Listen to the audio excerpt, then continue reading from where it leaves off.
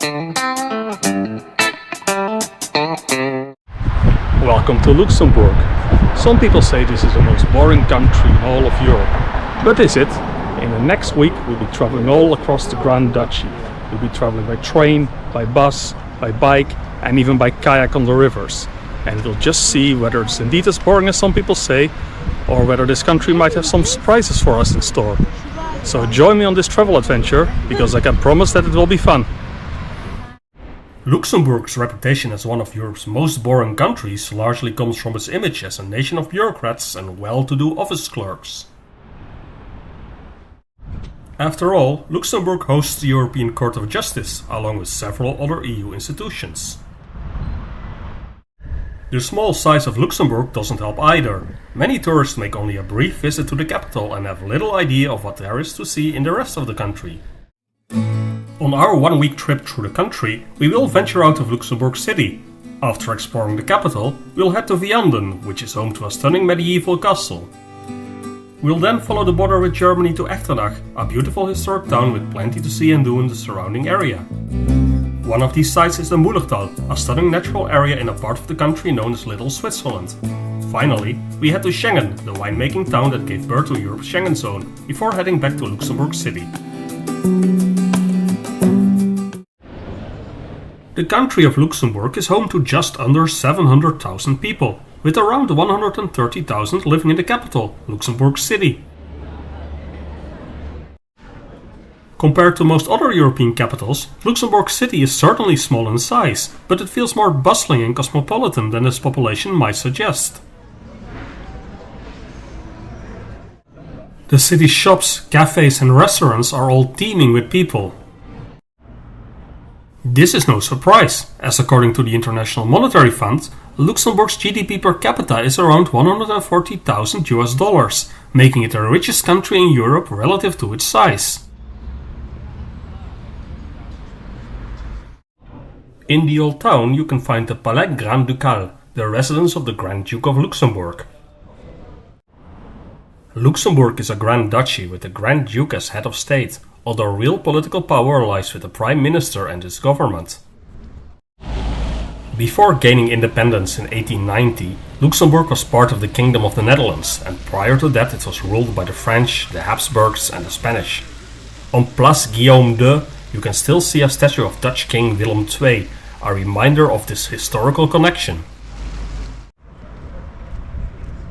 In the upper part of the old town you can also find several interesting historic churches. The most impressive sights of Luxembourg City are its old fortifications. Towering high above the gorge of the River Alzette, which winds through the city center, the casemates and other defensive structures form an impressive sight. The first fortifications in Luxembourg City were built under Spanish rule in the 17th century and later enlarged by the French under the Marquis de Vauban, one of the greatest military engineers in history. Although much of the Luxembourg fortress was dismantled in the 19th century, several fortifications on the eastern side of the city center still remain. From these casemates, you can enjoy superb views over the river gorge. Make sure you also take time to walk down to the river. Along the banks of the River Alzette, you can admire the unique natural setting of Luxembourg City from a completely different perspective. From this point of view, the steep cliffs of the gorge are especially impressive, and the streets in this lower part of the city have an almost village-like feel. The walking paths along the river are quiet and peaceful, offering a great respite from the buzz of the upper town.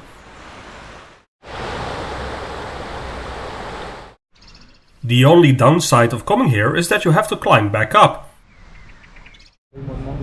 Fortunately, there are some great bars in Luxembourg City to grab a drink after all the walking. Cheers. After some pub crawling at great Luxembourg bars such as the traditional Café Interview, Café Bar Vis-a-Vis and my favorite, Conrad Café and Bar, it was time to continue my trip.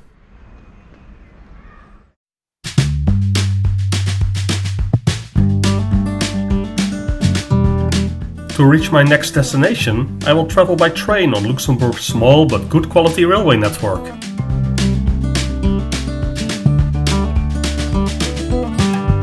However, I first had to get to the railway station by taking a tram from the city center. Public transport in the entire country of Luxembourg, whether you take the bus, tram or train, is completely free of charge. This makes traveling around the country a breeze, as there's no need to buy a ticket.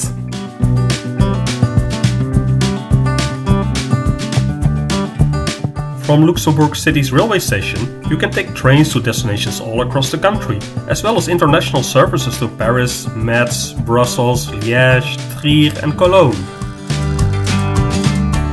I'm taking a train from Luxembourg City to Ettelbruck in the central part of the country, where I'll connect to a bus to reach my destination, the town of Vianden.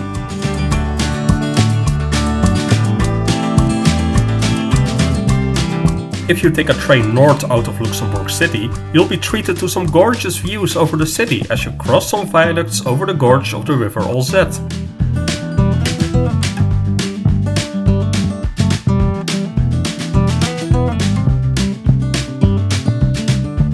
Let's take a short moment to enjoy the views as we say goodbye to the Luxembourgish capital for now.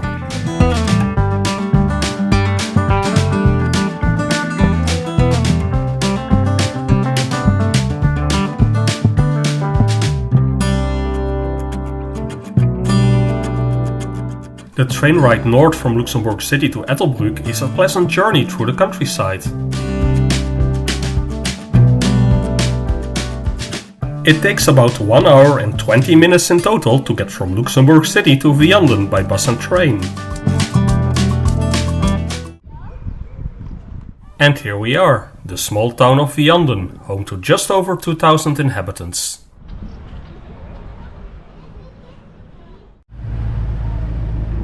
Vianden sits on the banks of the River Our in northeastern Luxembourg, not far from the border with Germany.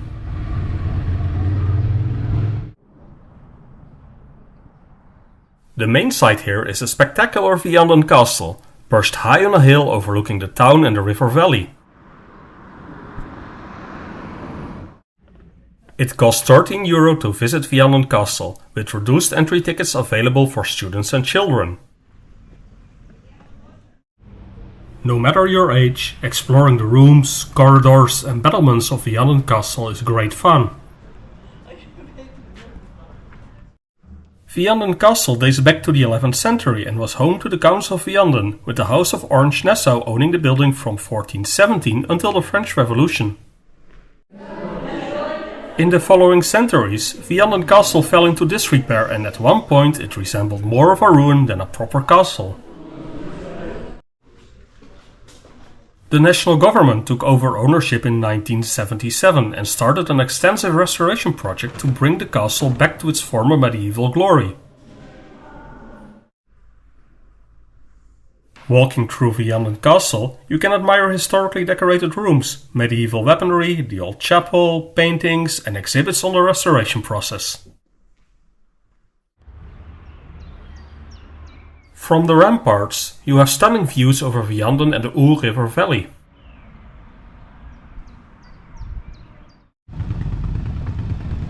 Vianden is not only worth a visit for its castle, the town itself is a highly picturesque place to explore.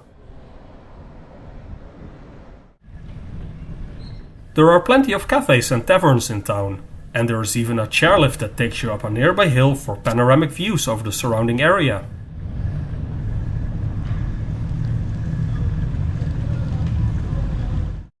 The path along the river downstream from the town center is a pleasant esplanade where you can relax by the water.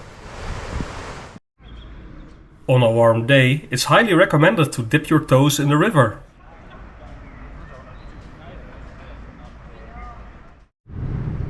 Just outside Vianden, upstream on the River Our, you'll find a hydroelectric dam and a large reservoir. Vianden is not the only place in Luxembourg with an artificial lake and hydroelectric dam. You can also find one in Echternach, a town that also happens to have a medieval castle. We are now standing on the banks of the River Our close to Vianden, and from here we will travel to our next stop in Luxembourg, the town of Echternach. to get to Echternach, we will not go by public transport, but we'll be using this. Yep, that's right, that's a boat, so let's have some fun on the water. The distance by river from Vianden to Echternach is 27 kilometers, with about 1/3 on the Our and the remaining 2/3 on the Rivers Sauer. Normally, the River Our isn't well suited for kayaking, as the water level is usually too low. However, after a prolonged period of rain or when the sluices of the Vianden dam are opened, the water becomes just high enough to kayak. That said, even then you'll still come across the occasional shallow stretch where you'll need to get out and walk through the water, dragging your kayak along until the river deepens again and you can paddle on. Just outside of Vianden, the Our becomes a border river, with Luxembourg on your right hand side and Germany on your left.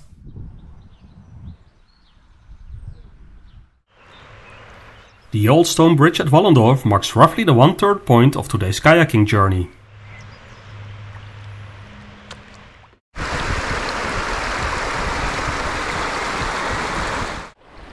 At the village of Wallendorf, the Our flows into the much larger Rivers Sauer, making it a great spot to take your first break while enjoying the view of the confluence.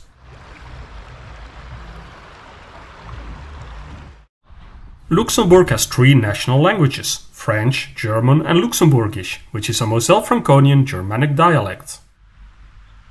The river we are now on is called the Sauer in both German and Luxembourgish, while the French call it the Sur. The Sauer is a much wider and deeper river than the Our, and generally has a slower current, so in some places you can simply float along and relax in your boat.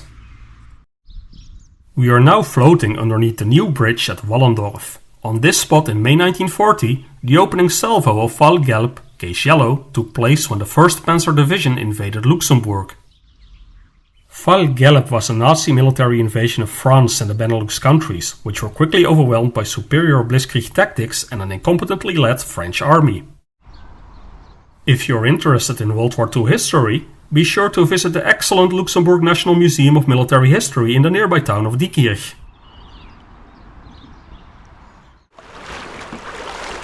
Although the Sauer is mostly a calm river, there are a few shallow rapids where you need to stay alert.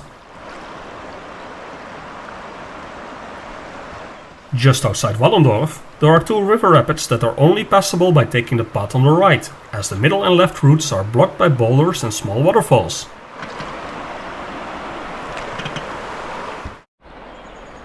It's certainly not dangerous, but you do need to be careful not to hit any big boulders or run your kayak aground in a shallow stretch.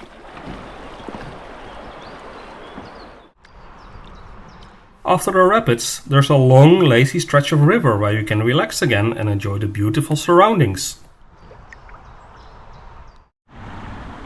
If you keep a close watch and get a bit lucky, you might spot a few herons along the way, or other animals that live in this riparian zone, such as a nutria, an animal that looks like a cross between a beaver and a rat. Enough pretending I'm David Attenborough, I still have a fair bit of paddling ahead of me. After a while, I reached the small village of Dillingen, which features a beautiful stone bridge over the Sauer.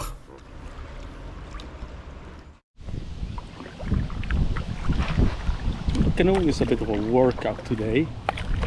The weather in Luxembourg right now is a bit over 30 degrees Celsius. It's actually bloody hot, so to say. So it really is a workout. That said, the scenery along the banks of the River Our is absolutely stunning. So I'm really enjoying myself here on the river. It's been a great day out so far. We're now about 2/3 on the way to Echternach, so only a tiny bit more remaining.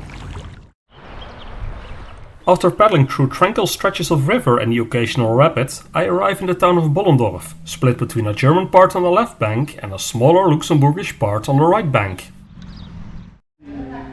Here, I pull my kayak ashore to grab some kebab for lunch. After enjoying the food and beer, I set off to paddle the final stretch to Echternach. All that canoeing makes thirsty, so let's open another can of beer. Cheers! Now you might be thinking, why am I drinking Sagres beer, a Portuguese beer, while I'm in Luxembourg? Well, it isn't actually that strange, as 1/3 of the population of Luxembourg is Portuguese. If you go to a supermarket in Luxembourg, you'll find Superboc and Sagres beer on the shelves. If you go to a bakery, you'll find pastéis de nata. It's all very delicious. I really enjoyed the day of kayaking, surrounded by beautiful nature and accompanied by the sounds of birds. Still, I was happy to finally arrive in Echternach, leave the kayak behind and explore the sights of the town. Echternach is the oldest town in Luxembourg, and although it has just 6,000 inhabitants, it feels much larger thanks to its lively streets and abundance of cafes and restaurants. The history of Echternach dates back to Roman times, as it was here that the largest Roman villa north of the Alps was located.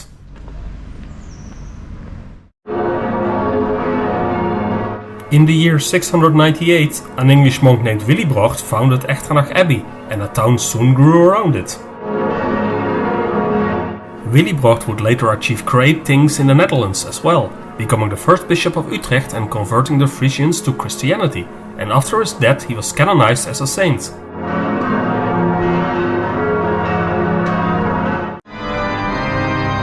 If possible, visit Echternach on Whit Tuesday, when the town hosts its unique dancing procession in honor of their patron saint, Saint Willibrord, who happens to be the patron saint of the entire country of Luxembourg as well. The abbey is the main site in Echternach, but there is plenty more to see in the town centre. With its grand, stately buildings in the centre, walking through Echternach at times feels like you're in a provincial town in France. You get the same feeling when you walk through Echternach's beautifully landscaped park. This riverside park was once the abbey's orchard, and its highlight is an extravagant Rococo-style pavilion built in 1756.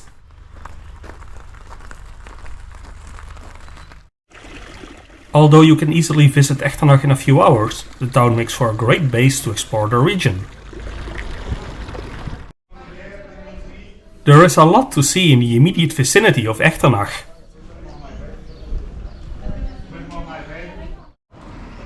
Whether you have your own car or a rental at your disposal, or want to make use of Luxembourg's excellent bus system, Echternach is a great base for heading out into the surrounding countryside. However, I will be using this to explore the wider region around Echternach, an electric bike.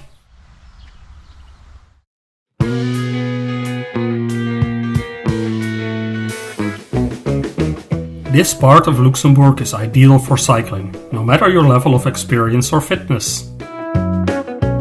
There are easy routes over mostly flat terrain, as well as more challenging ones that take you up steep hills with gradients of around 10%.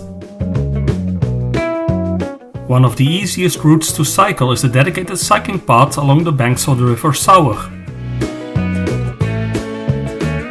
Known as the Sauerradweg in German, it links Ettelbruck with Diekirch, Bollendorf, Echternach and Wasserbillig, where the Sauer flows into the Moselle. It also has a branch towards Vianden, allowing you to cycle along the entire waterway that I've just kayaked.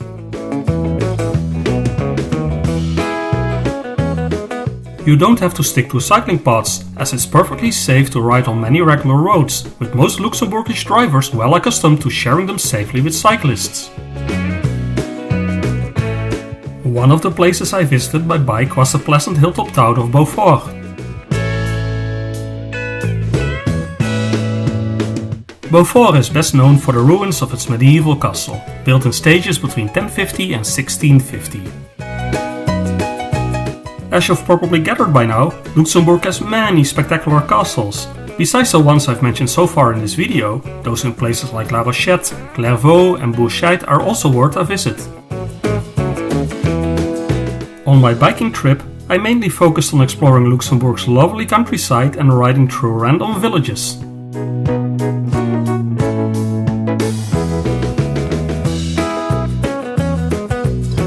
Some roads took me through beautiful hillside forests, passing occasional farm tracks and pastures where cows grazed.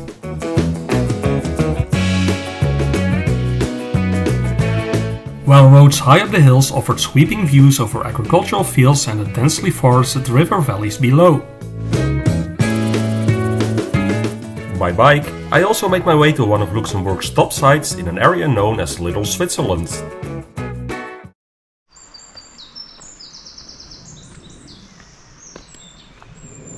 Little Switzerland is a nickname for a region just west of Echternach, known for its scraggy terrain, small streams, unusual rock formations and forested hills. This area is also called the Mullerthal, named after the small village at its heart. The Mullerthal is easily the most beautiful natural landscape in Luxembourg, and while it lacks Switzerland's mountains, it is spectacular in its own right. The Schießentümpel, a waterfall on the Black Ernst River, is the Mullerthal's most famous site.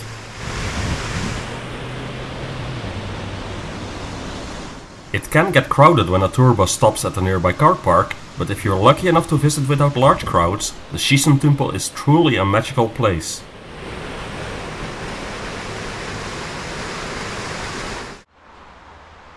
The Mullerthal is excellent for hiking, with many signposted trails winding through the forested hills, from short, easy walks to full day or even multi-day hikes. Even if you just breeze through the area by sticking to the main roads, there are still some stunning sights to see, such as a rock formation called the Predikstoel, which means the pulpit.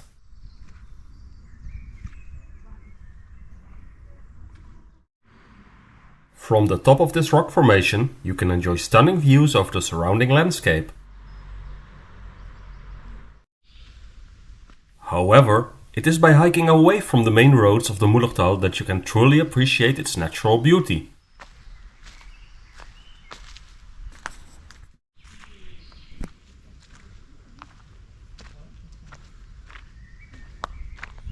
It's just so quiet and peaceful here in the nature, and the only sounds you hear are birds chirping, the wind rustling through the foliage, and the leaves rustling under your footsteps. Yet it is the unique rock formations, carved from the sandstone cliffs by centuries of wind and water erosion, that remain the Mullerthal's most distinctive feature. Many of these rock formations feature extremely narrow passages, and even caves that visitors can explore.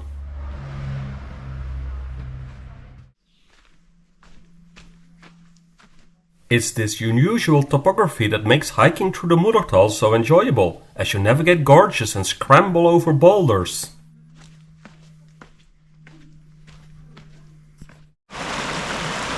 I really enjoyed exploring the Mullerthal, but it was time to leave this area behind and continue to my final destination in Luxembourg. From Echternach, I took a bus to a small town in the southeastern corner of Luxembourg, whose name is well known across Europe and beyond.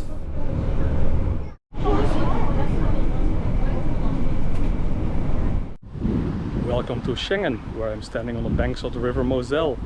This side being Luxembourg, the other side of the river being Germany.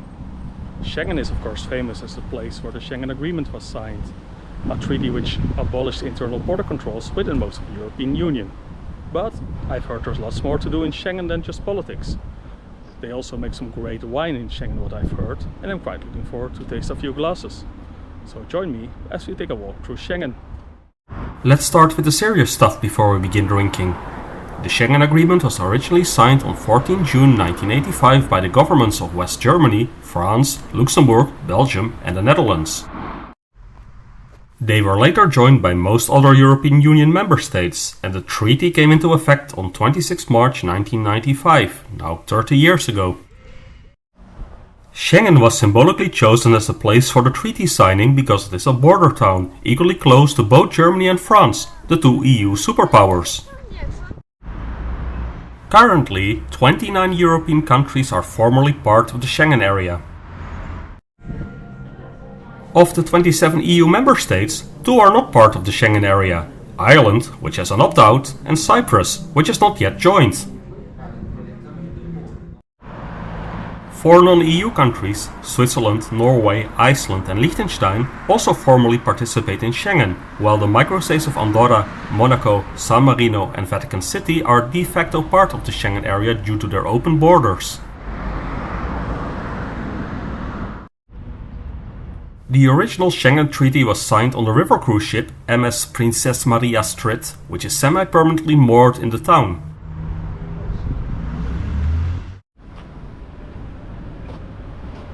Exhibits on board the ship, along the quays and in the small European Museum provide more information about the Schengen Agreement. The museum features engaging interactive exhibits on the history of Europe's borders.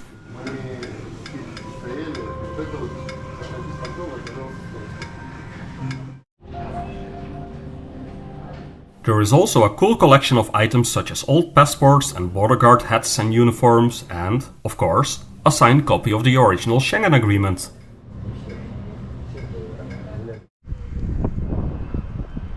Enough European politics and history for now, let's go taste some wine. The town of Schengen is bordered by the river Moselle to the east and the Markusberg to the west, a hill that is almost entirely covered in vineyards. As soon as you step out of town, you're completely surrounded by vineyards.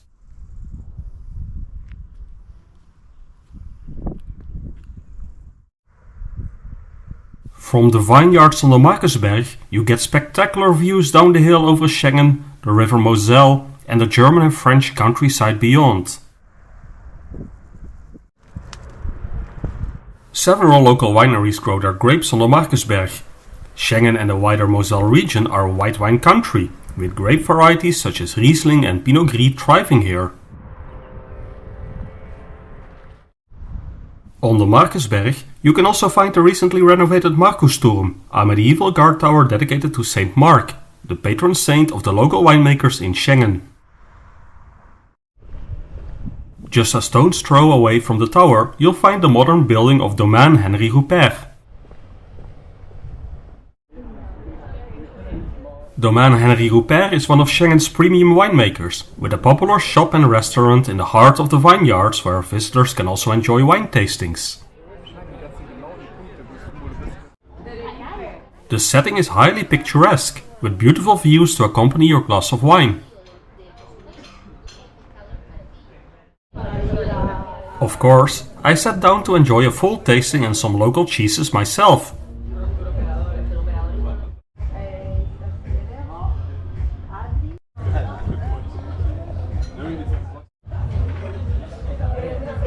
So let's start our 6-glass wine tasting with a glass of Cremant. Cheers!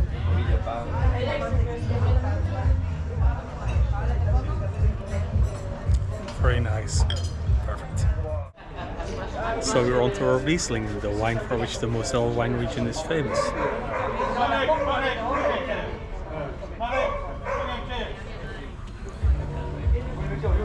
Very light apples, pear, quince, a bit of lemongrass, perfectly refreshing, delicious again.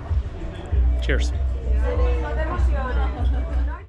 As I'm not someone like Os Clark who can easily come up with some poetic tasting notes, I decided to give up and just drink the wine. After a superb tasting at Henri Rupert, I strolled down the hill back to Schengen. Still having some time remaining before my bus back to Luxembourg City, I also visited Cave Le Guil opposite the bus stop. At this welcoming wine cellar and shop, I enjoyed a free tasting, though it's only polite to buy a bottle of their excellent wines if you partake. After a great day in Schengen, I took the bus back to Luxembourg City, where I had started my trip a week earlier. Quite fittingly for the last day of my trip, the weather turned cloudy and windy after a week of sunshine. As it was National Day in Luxembourg, there was a military parade and a special flyover in the capital. The past week traveling around Luxembourg has been enormous fun. From the capital of Luxembourg City to the castles of Vianden and Beaufort, Kayaking on the rivers and cycling through the countryside, exploring the stunning nature of the Mullerthal and combining EU politics with wine in Schengen, it certainly has been a great adventure. And here we are again in Luxembourg City, the same place where we began our trip a few days ago. I really had a great time traveling around the Grand Dutch, and I can say that Luxembourg is anything but boring. In reality, it's actually a country I really can recommend traveling to, as Luxembourg has some amazing nature, some beautiful castles, some good food, nice drinks. There's just a lot to see and do in this country. So go ahead and start planning your trip to Luxembourg, because it really will be worth it. All that remained on my trip was taking the tram from Luxembourg City to the airport to catch my flight home. Luxembourg, you've been amazing, and I will definitely be back to visit again soon. Thanks for following along on this trip, and please don't forget to like, comment and subscribe. A simple like, comment or follow won't cost you anything, but it really helps me grow this channel and provide more content like this. Here at Paliparan, the road goes on forever and the journey never ends.